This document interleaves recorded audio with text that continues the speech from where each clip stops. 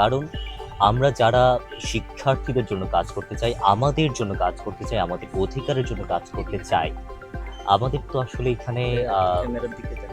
ওই অধিকারগুলো আপনার মূল কথা হবে, তাই না?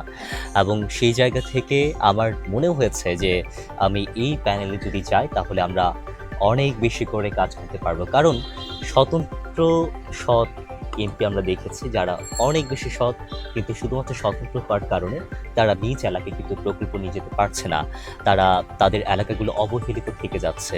এখানে আপনার যদি একটা প্যানেল থাকে, শক্তিশালী প্যানেল থাকে, যে প্যানেলের যে জয় হওয়ার সম্ভাবনা বেশি, সেই প্যানেলে আমি গিয়েছি। কারণ আমি এখানে কাজ করতে চাই। আমার শুধুমাত্র ভয়েসটা থাকলে তো হবে না। আমার এখানে কাজটা করতে হবে। তাই না? আমাকে জয় করে নিয়ে আসবে। কিন্তু আমি শুধুমাত্র কথা বলবো, কথা বলবো, কথা বলবো এভাবে করলে তো হবে না। আমাকে কাজটা করতে হবে। যে প্যানেল আমাকে কাজ করার জন্য অনেক, অনেক বেশি করে হেল্প করবে এবং তাদের সাথে মিলেমিশে আমি কাজ করতে পারবো, আমি তাদের সাথে গেছি। That's it. এবং আপনার এবং সেটা এবং সেটা আপনারা ফলাফল ফলাফলের পর আপনারা বুঝতে পেরেছেন যে আমি অবশ্যই আমি কোনো ভুল সিদ্ধান্ত নিইনি।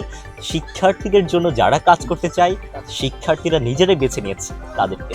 সো ক্যামেরার দিকে একটু একটু যদি বলেন যে আসলে আপনাদের যে ইউনিভার্সিটি যারা আছে ঢাকা ইউনিভার্সিটিতে এরা